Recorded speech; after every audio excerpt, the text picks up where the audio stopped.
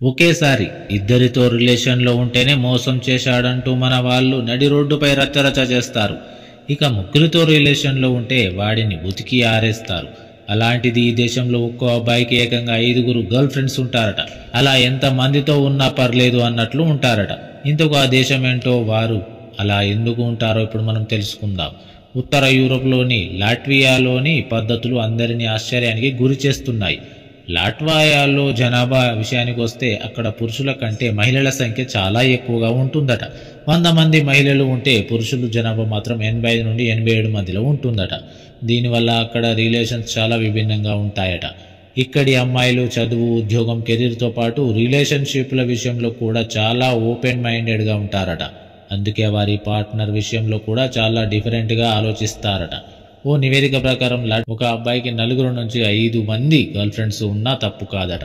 అక్కడి ప్రజలు కూడా దానిని మోసం కింద చూడరట. అదే ఇండియాలో అయితే ఒకరితో రిలేషన్లో ఉన్నా క్యారెక్టర్ లేనట్లుగా చూస్తారు. లాట్వియాలో పార్టీలు చేసుకోవడానికి ఇక్కడ చాలా బెస్ట్ ప్లేస్లు ఉన్నాయి. బార్లు, క్లబ్లు, కేఫ్లు మొత్తం యువతతో నిండి ఉంటాయి. మీరు అక్కడికి వెళ్తే వారి రిలేషన్స్ ఎంత ఓపెన్ మైండెడ్గా ఉంటాయనేది తెలుస్తుంది. మొత్తంగా చెప్పాలంటే ఇక్కడి జీవన శైలి, రిలేషన్స్ మాత్రం చూసేవారికి ఖచ్చితంగా వింతగానే ఉంటుంది. ఈ ప్రత్యేకత కారణంగా లాట్వియా ప్రపంచం నలుమూలల నుంచి పెద్ద ఎత్తున పర్యాటకులను ఆకర్షిస్తుంది.